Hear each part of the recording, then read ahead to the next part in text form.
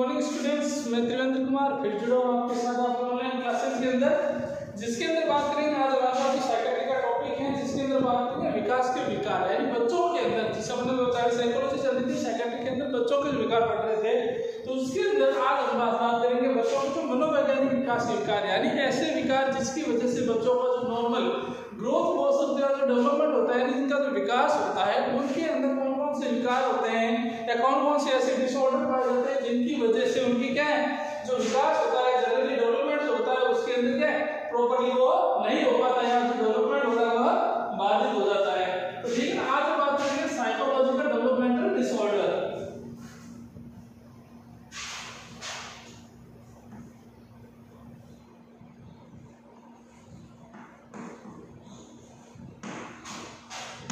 Psychological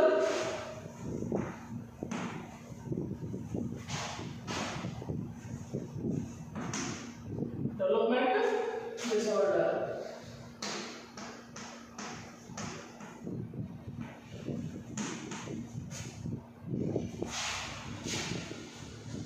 ठीक है ना, तो अपन डिसऑर्डर की बात करें तो इसके अंदर क्या है, एक प्रकार का ऐसा ग्रुप है या ऐसी पूरी एक बोल सकते समूह है जिसके अंदर बहुत सारे डिजीज या डिसऑर्डर आते हैं। ठीक है ना, जो क्या करते हैं बच्चों के अंदर उनका जो बेसिक डेवलपमेंट होता है या उनका जो बेसिक विकास होता है उनको बाधित करता है, उसके अंदर अवरोध उत्पन्न करता है, जिसकी वजह से क्या है उनके जो मानसिक रूप से या शारीरिक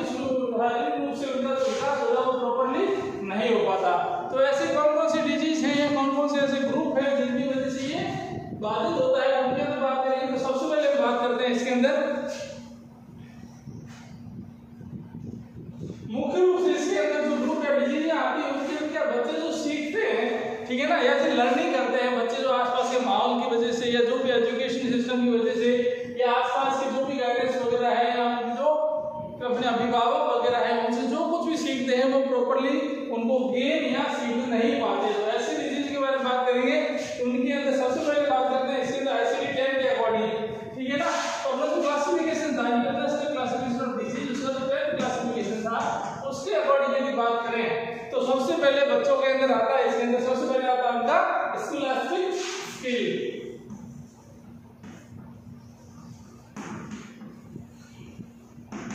स्कॉलास्टिक स्किल यानी ICD-10 के अंदर पहले जो इसका क्लासिफिकेशन का डिसऑर्डर आता है वह आता है आपका स्कॉलास्टिक स्किल। अब स्कॉलास्टिक स्किल को हम बेसिक भी बोल सकते हैं या प्राइमरी स्तर भी बोल सकते हैं, जिसके अंदर मुख्य रूप से बच्चे के अंदर जो डिसऑर्डर होता है वह रिलेटेड होता है आपका लैंग्वेज से रिलेटेड, लैंग्वेज या भाषा, और दूसरा होता है इनका वोकल बोल सकते हो या जिसे हम बोलते हैं वाणी यानी बोलना। ठीक है ना, लैंग्वेज और भाषा के अंदर ये है कि बच्चा जैसे ही सीखना बोल स्टार्ट करता है तो सबसे पहले उसकी मदर टंग जो है या उसकी मातृभाषा है जो उसकी फैमिली के अंदर यूज होती है, ठीक है ना, वह सीखता है। उसके अंदर क्या प्रॉपर्ली उनकी जो भाषा या लैंग्वेज है वो प्रॉपर्ली नहीं सीख पाता या वो प्रॉपर्ली सीख नहीं पा सकता, जिसे अपन स्कॉलास्टिक स्किल्स कहते हैं या बेसिक स्किल कहते हैं, जिसके अंदर अपनी भाषा और वाणी यानी एक तो लैंग्वेज उनकी प्रॉपर्ली वह नहीं सीख पाता और दूसरी जो भाषा है या जो रेगुलर टर्म के अंदर यूज कर रहे हैं वह प्रॉपर्ली नहीं सीख पाता, उसके अंदर किसी प्रकार की दिक्कत होती है, उसको सुनने या बोलने के अंदर बहुत सारी दिक्कतें आती हैं। यह था आपका स्कॉलास्टिक। सेकंड आता है आपका मोटर फंक्शन।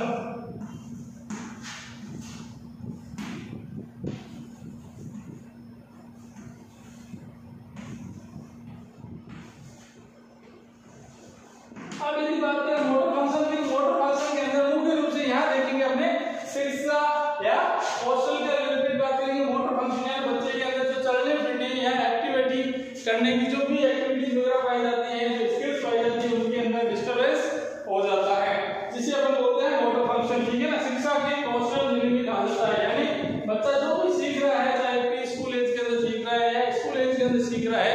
तो वहां पर उसकी जो गेनिंग की स्पीड होती है, कैपेबिलिटी होती है या जो क्षमता होती है सीखने की वह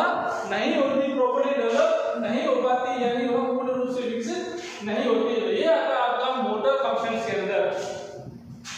ठीक है ना। उसके बाद आता है नेक्स्ट, इसके बाद होता है स्किल्स डेवलपमेंट के अंदर गति कार्य या कॉग्निटिव फंक्शंस।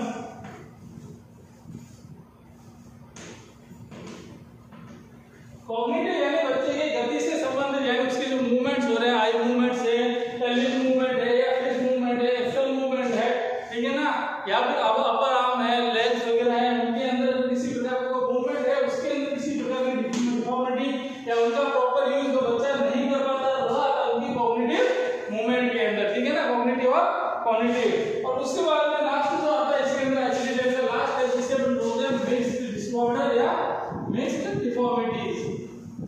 जिसके अंदर सभी प्रकार की यानी ये सारी की सारी जो लैंग्वेजेस थी या उसके मोटर कॉग्निटिव है या मोटर फंक्शन से रिलेटेड है, इन सारों का जो मिक्स या मिला जुला रूप आता है जो प्रॉपर्ली अपन आइडेंटिफाई या उनको स्पेसिफाई नहीं कर सकते, तो वह आता है आपका मिक्स्ड के अंदर। तो ये था ICD-10 का वर्गीकरण, जिसके अंदर अपन ने डिसऑर्डर ऑफ साइकोलॉजिकल डेवलपमेंट को 4 कैटेगरीज में डिवाइड कर दिया गया था, जिसके अंदर पहला था आपका स्कॉलास्टिक स्किल्स, जिसके अंदर मुख्य रूप से अपन देखते हैं लैंग्वेज और उसकी भाषा, यानी लैंग्वेज और वाणी या उसकी भाषा और वाणी के बारे में देखते हैं, उनके डिफॉर्मिटी है उनके बारे में पढ़ते हैं। सेकंड आता है आपका मोटर फंक्शन, जिसके अंदर मुख्य रूप से अपन देखते हैं लर्निंग कैपेबिलिटीज, यानी बच्चे जो शिक्षक के द्वारा या उसको पढ़ा लिखा कर किताब कर सकते हैं डेवलपमेंट है, उसके अंदर कौन कौन सी बाधाएं आती है या अवरोध उत्पन्न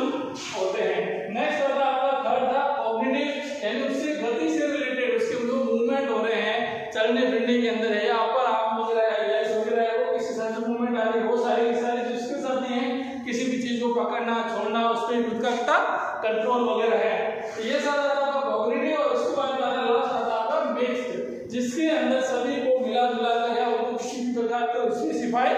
नहीं कर पाते। अब यदि बात करें हम डिग्री के अंदर चलते हैं, इसके अंदर जो सबसे पहले बात करेंगे हम स्कॉलास्टिक या जिसे हम बोलते हैं लैंग्वेज रिलेटेड डिसऑर्डर, ठीक है ना, उसके अंदर बात करें लैंग्वेज रिलेटेड स्कॉलास्टिक के बारे में बात करें तो इसके अंदर सबसे पहले आता है आपका वाणी अभिव्यक्ति विचार, यानी जो बच्चा बोलना चाह रहा है उनकी जो अभिव्यक्ति है एक्सप्रेशंस हैं उनको प्रॉपर्ली आइडेंटिफाई नहीं कर पाता। तो सबसे पहले आता है एक्सप्रेशन रिलेटेड, एक्सप्रेशन से रिलेटेड, यानी बच्चा जो भी अपने स्कॉलास्टिक स्किल्स के अंदर बोलना चाहता है बच्चा प्रॉपर्ली, वह प्रॉपर्ली उसको स्पेशली या क्लियरली नहीं बोल पाता है, जो भी उसको कहना है वो प्रॉपर्ली या स्पष्ट रूप से हमें नहीं कर पाता, ठीक है ना। उसके बाद आता है अभिव्यक्तिपरक भाषा विकार, यानी लैंग्वेज से रिलेटेड, यानी बच्चा जो भी बोल रहा है वो क्लियरली नहीं बोल पाता या हम उसको समझने के अंदर हम उसको प्रॉपर्ली आइडेंटिफाई या समझ नहीं पाते, यानी हम क्या अंडरस्टूड उसको नहीं कर पाते। पहला आपका एक्सप्रेशन, बच्चा जो भी कहना चाहता है उसको प्रॉपर्ली एक्सप्रेस आउट नहीं कर पाता, ठीक है ना। उसके बाद आता है लैंग्वेज, यानी जो भी बच्चा कहना चाहता है वो क्लियरली या समझ सामान्य रूप से हमें नहीं बोल पाता, तो आता था लैंग्वेज से रिलेटेड, ठीक है ना। इसके बाद में आता है रैंडम क्लाइनफेल्टर सिंड्रोम,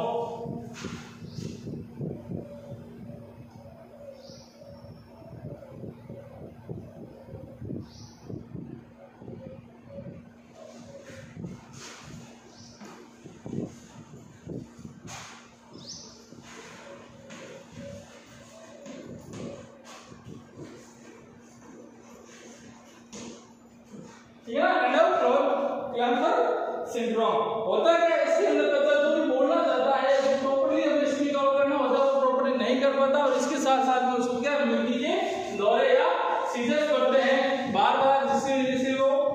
जो भी उसको अभिव्यक्ति वगैरह है वो प्रॉपर्ली आइडेंटिफाई करने को नहीं कर पाता, ठीक है ना। और इसके साथ साथ में बच्चा क्या इसके अंदर होते हैं जो तुतलाने की हरकतें भी होती है, या बच्चा जो भी क्लियर नहीं बोल के तुतलाने के साथ में बोलता है, बच्चा जो भी है वह तुतलाता है, ठीक है ना। ये था सेकंड आता है। इसके बाद अपने पास में था मोटर फंक्शन के बारे में, या एजुकेशन या शिक्षा से रिलेटेड, यानी एजुकेशन रिलेटेड या शिक्षा से रिलेटेड मोटर फंक्शन से उनके अंदर किस प्रकार के कौन कौन से डिस्टर्बेंस आते हैं उनके बारे में बात करें। तो उसके बाद में आता है सबसे पहले आता है पठन विकार,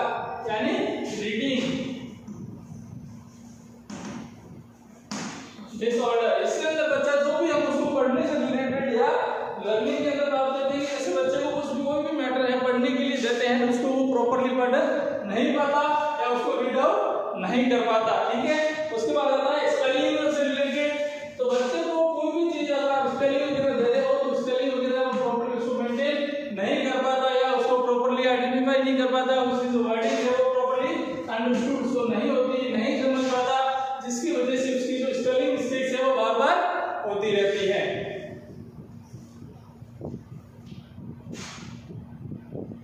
और उसके बाद आता है नेक्स्ट है आपका मिक्स्ड, यानी मिक्स या मिला जुला, जिससे उसकी रीडिंग, राइटिंग और स्पेलिंग से रिलेटेड जितने भी विकास वगैरह हैं वो सारे के सारे शो या प्रदर्शित होते रहते हैं, ठीक है ना। उसके बाद में आता है नेक्स्ट इसकी मिश्रित है, जिसके अंदर सारे के सारे मिक्स में चलेंगे। उसके बाद में आता है नेक्स्ट था आपका वाणी भाषा से विकास, और विकास के अंदर सबसे पहले बात करते हैं अपने वाणी के बारे में या लैंग्वेज के बारे में बात करें, जिसके अंदर ये एक प्रकार का संचार विकार है या इसे हम कम्युनिकेशन डिसऑर्डर भी कहते हैं।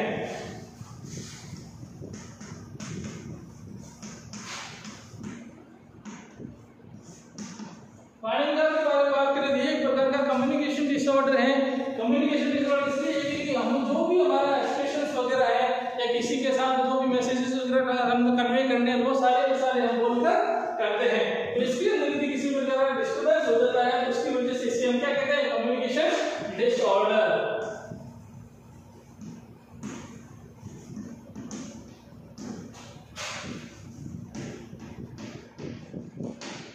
कम्युनिकेशन डिसऑर्डर, ठीक है ना। तो होता क्या इसके अंदर बार बार जैसे हम लोग कम्युनिकेशन डिसऑर्डर है, जिसके अंदर बच्चे के वाणी के अंदर दिक्कतें आ जाएगी, तो बच्चा जो भी है वो क्या प्रॉपर्ली उस किसी भी बात को है वो कहने के अंदर असमर्थ होता है या प्रॉपर्ली नहीं कह पाता है, क्लियरली नहीं कहता है, जिसकी वजह से क्या होता है इसके अंदर जैसे बात तुतलाना है या शटरिंग जिसे हम बोलते हैं,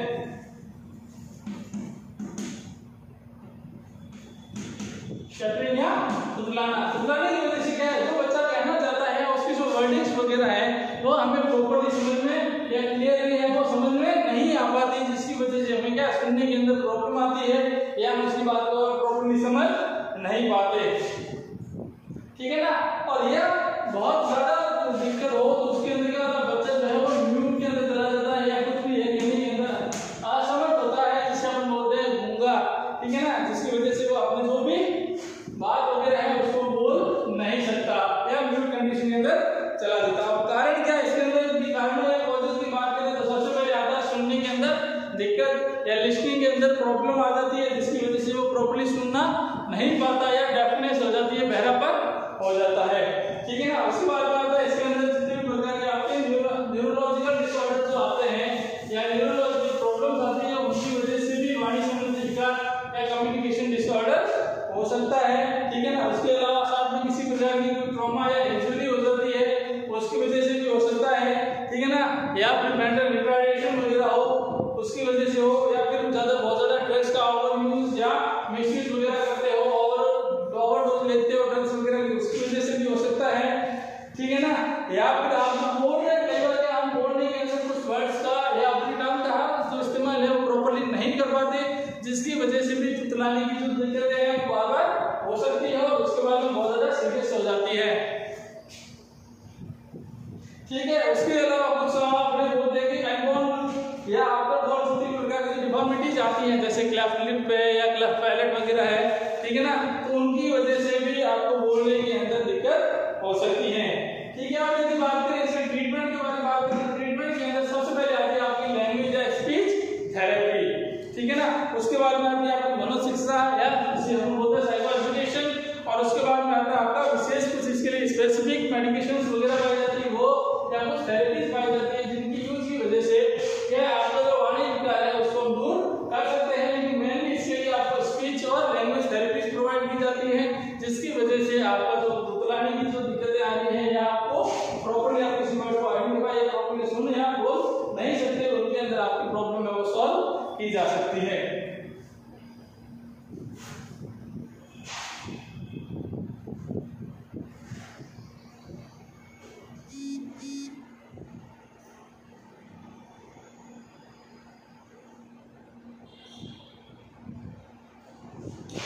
ठीक है, ये था। नेक्स्ट बात करते हैं हमारी शिक्षा या specific development disorder scholastic skills के बारे में बात करें तो उसके अंदर बात करें जिसके अंदर कंडीशंस थी हमारे सामने, ठीक है ना। ये था आपका वाणी से रिलेटेड या लैंग्वेज या स्पीच से रिलेटेड। नेक्स्ट हम बात करेंगे आपकी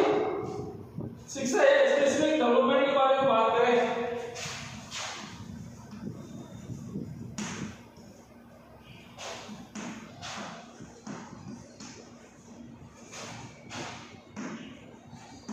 यदि स्पेसिफिक डेवलपमेंट बात करें देखा जाता है, इसके अंदर सबसे पहले मैंने आपको बताया था रैंडॉल्फ-प्लैक्नर सिंड्रोम।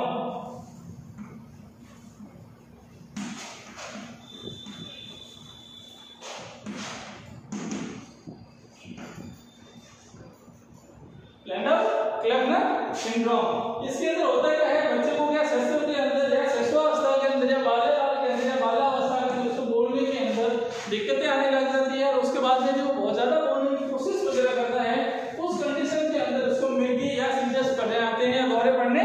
लग जाते हैं, ठीक है ना। और होता क्यों है, ये होता है ज्यादातर जो होता है आपका जो न्यूरोलॉजिकल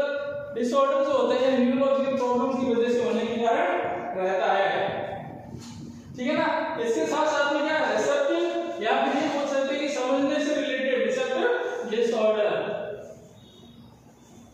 रिसेप्टिव डिसऑर्डर ये है कि आप जो भी बोल रहे हो या बच्चा जो भी सुन रहा है या बात कर रहा है किसी से, तो उसके अंदर जो सामने वाले के जो बोल है, ठीक है ना, उनको वो प्रॉपर्ली आइडेंटिफाई नहीं कर पाता, या सामने वाला जो बोल रहा है उनको सुनने के अंदर उनको बहुत ज्यादा दिक्कतें आती है, जिसकी वजह से वो उसकी सामने वाले की बात को प्रॉपर्ली समझ नहीं पाते, ठीक है ना। इसके साथ साथ में क्या है, दिमाग के अंदर जो वर्निक्स एरिया होता है यह बहुत ज्यादा क्षतिग्रस्त या हानिकारक होता है। वर्निक्स एरिया जो अपने दिमाग के अंदर होता है सलवटें पाई जाती है बहुत ज्यादा, ठीक है ना, तो वहां पर क्या उसके अंदर किसी प्रकार की चोट वगैरह या उसके अंदर किसी प्रकार का नुकसान होने की वजह से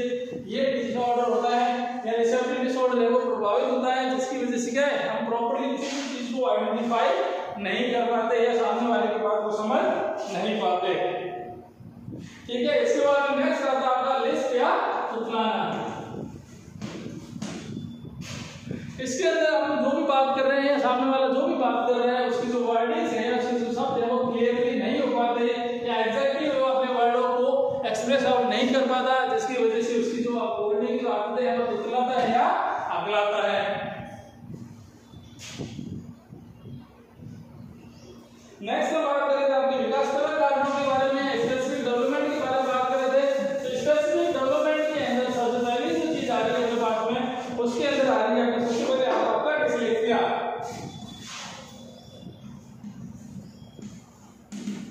डिस्लेक्सिया का मतलब है इसके अंदर ये होता है हमें लिखने के अंदर दिक्कत आती है, या लेकिन जो हमने लिखी हुई भाषा है उसको पढ़ने के अंदर में दिक्कत आती है, यानी जो भी चीज है उसके अंदर हम उसको क्लियरली या प्रॉपर्ली पढ़ नहीं पाते या रीडिंग प्रॉब्लम्स आती है, इसके लिए कह सकते हैं रीडिंग प्रॉब्लम्स। यानी हमें कोई भी न्यूज़पेपर वगैरह है, बुक्स वगैरह है या नोट्स वगैरह है या कोई भी ऐसी चीज है जो दी जाती है हम उसको क्या प्रॉपर्ली पढ़ नहीं पाते या उसको हम प्रॉपर्ली रीड आउट नहीं कर पाते, ठीक है ना, जिसकी वजह से क्या है हमें न्यूरोलॉजिकल डिसऑर्डर की वजह से हमें क्या प्रॉपर्ली जो वर्डिंग वगैरह है वो दिख नहीं पाती या देखने के अंदर में दिक्कत हो जाती है, जिसकी वजह से हम उसको प्रॉपर्ली नहीं पढ़ पाते या उसकी वर्डिंग है उसको पढ़ने या उसकी जो वर्तनी है या स्पेलिंग जो मिस्टेक्स वगैरह आती है उसको आइडेंटिफाई नहीं कर पाते, ठीक है। अब इसके अंदर कुछ कंडीशंस लिखी जाती है, जैसे कि बच्चे जो है उनको जो नए शब्द आते हैं उनको सीखने के अंदर देरी आती है या उनको नहीं सीख पाते, ठीक है ना। उसके बाद में शब्दों की जो स्पेलिंग बनती है या जो वर्तनी वगैरह बनती है वो उनको मेंटेन या प्रॉपर्ली आइडेंटिफाई नहीं कर पाते, ठीक है ना। इसके साथ साथ में कुछ कंडीशन ऐसी पाई जाती है जैसे वर्तनी में लिखने समय या राइटिंग के समय देखा जाता है कि कई बच्चों के जो हाथ वो कांपते हैं या वाइब्रेट होते हैं, जिसकी वजह से उनकी जो वर्डिंग है वो प्रॉपर्ली किसी भी वर्ड को नहीं लिख पाते, ठीक है ना। इसके साथ साथ में कुछ ऐसी कंडीशन भी पाई जाती है जिसके अंदर जो मैथमेटिकल प्रॉब्लम्स आती है उनको भी वो प्रॉपर्ली इजीली सॉल्व आउट नहीं कर पाते, ठीक है ना। ये कंडीशंस पाई जाती है आपकी डिस्लेक्सिया के अंदर या शिक्षा से रिलेटेड है, एजुकेशन से रिलेटेड पाई जाती है, ठीक है ना। उसके बाद आता है आपका परवेजिव या जिसे अपन बोलते हैं ऑटिज्म, आत्म परायणता। अभी आप परायणता या परवेजिव डिसऑर्डर के बारे में बात करें तो इसके अंदर होता है परवेजिव डेवलपमेंटल डिसऑर्डर पीडीडी।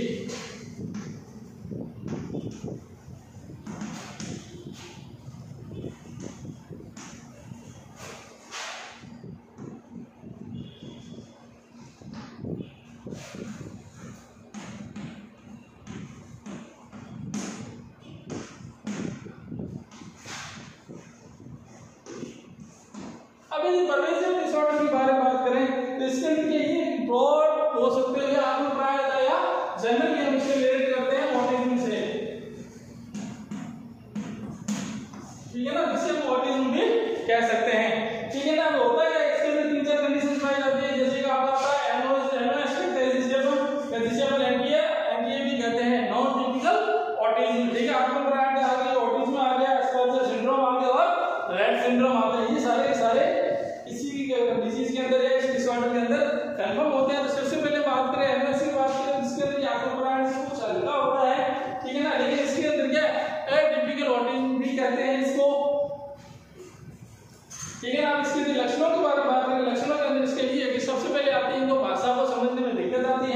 और उसके प्रयोग करने के अंदर भी कठिनाई आती है। तो ऑटिज्म के अंदर सबसे पहले कंडीशन जो एटिपिकल ऑटिज्म थी वह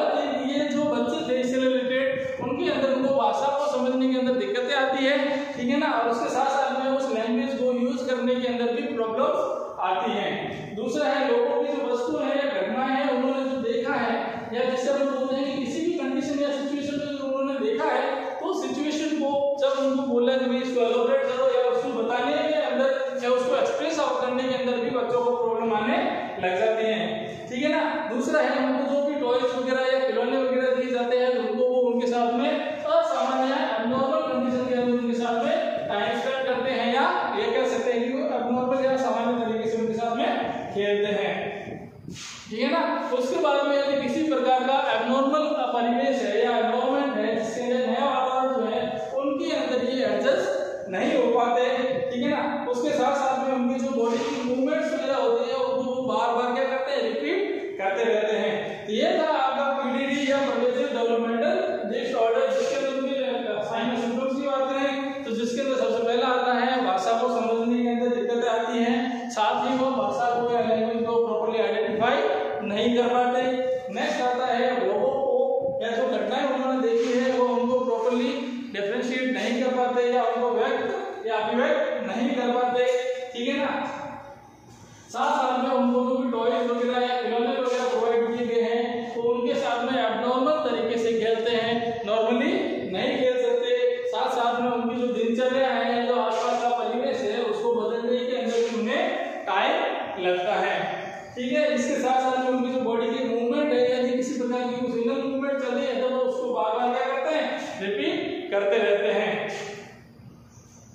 ठीक है। नेक्स्ट की बात करें आपको पढ़ाया के कारणों की या अपने उसकी कॉजेज की बात करें तो सबसे पहले आता है आपका जेनेटिक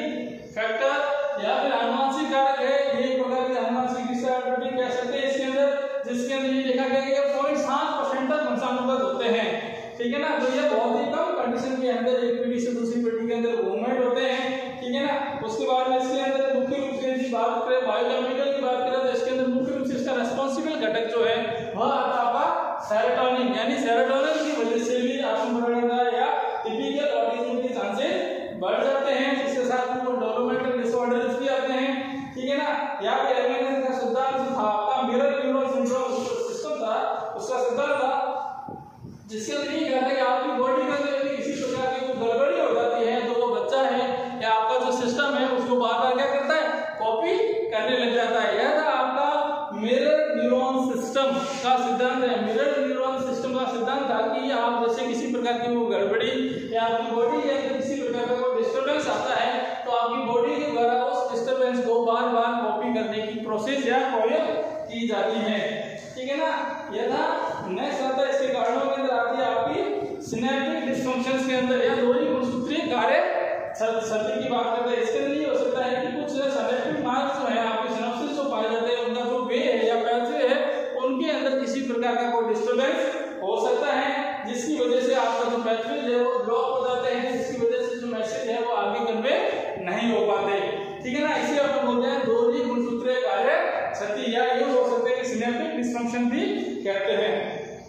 इसके साथ साथ में कुछ मेडिसिन है जो ड्यूरिंग प्रेगनेंसी ली जाती है माताओं के द्वारा, उनकी वजह से भी ये डिजीज होने के चांसेस बढ़ जाते हैं। उसके साथ में कुछ पेरेंटल फैक्टर्स भी हैं जिनकी वजह से ये जो कॉजेज वगैरह है या प्रोग्रेसिव डेवलपमेंटल डिसऑर्डर है इनके चांसेस बढ़ जाते हैं, ठीक है। उसके बाद में कुछ अगर एनवायरमेंटल फैक्टर की बात करें तो कुछ खाद्य पदार्थ वगैरह है या भोजन के अंदर किसी प्रकार का मिसयूज वगैरह हो रहा है या किसी प्रकार की कम्युनिकेबल डिजीज वगैरह है, ठीक है ना, या कुछ हैवी धातु वगैरह बोल सकते हो, मेटल बोल सकते हो जैसे लेड वगैरह है उनकी वजह से भी हो सकता है, या कुछ धुआं वगैरह आता है उनकी वजह से, प्लास्टिक उत्पादों का यूज की वजह से भी आ सकता है, ठीक है ना, अल्कोहल है या फिर स्मोकिंग की वजह से भी होता है। ये सभी के सभी कारण हैं जिसकी वजह से आपका प्रोग्रेसिव डेवलपमेंटल डिसऑर्डर होने के चांसेस जो है बढ़ जाते हैं।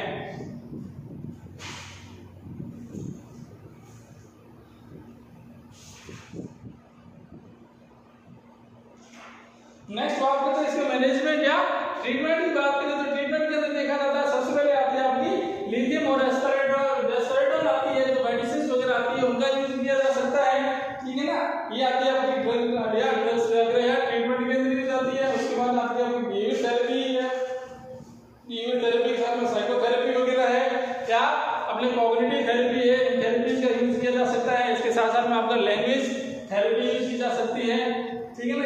सारे के सारे ये अप्लाइड बिहेवियर एनालिसिस किया जाता है, जिसकी वजह से आप उसके बिहेवियर को आइडेंटिफाई कर सकते हैं। तो ये सारी ट्रीटमेंट की वजह से आपका जो परवेसिव डेवलपमेंटल डिसऑर्डर है वो ठीक हो सकता है। ये भी आपके डिसऑर्डर ऑफ साइकोलॉजिकल डेवलपमेंट, यानी विकास के अंदर या बच्चों के विकास के अंदर कौन कौन सी कंडीशन आती है, कौन कौन सी डिजीज आती है जिनकी वजह से बच्चों का जो डेवलपमेंट है वो प्रॉपर्ली नहीं हो पाता। तो इसके अंदर इनकी जो डिजीज की कैटेगरीज थी उनको पहले तो बाबू बांटा था, जिसके अंदर सबसे पहले तो आपका शिक्षा से रिलेटेड या वाणी या बोलने से रिलेटेड था पहला आपका, दूसरा था आपका उनको सोचने समझने या फिर उनकी जो डेवलपमेंटल स्किल्स थी उनके अंदर या मोटर डेवलपमेंटल स्किल्स के अंदर, और थर्ड आता है आपका मिक्स भी बात कर सकते हैं जिसमें आपका परवेसिव डेवलपमेंटल डिसऑर्डर या पीडीडी आता है। इनके अंदर इनका क्लासिफिकेशन, सिम्टम्स और उसके साथ साथ में इनकी जो डिजीज के ट्रीटमेंट वगैरह है वो सारा दिखाया जाता है। इसी के साथ आज का टॉपिक आपका कंप्लीट हुआ। थैंक यू, मिलते हैं नेक्स्ट क्लास के अंदर।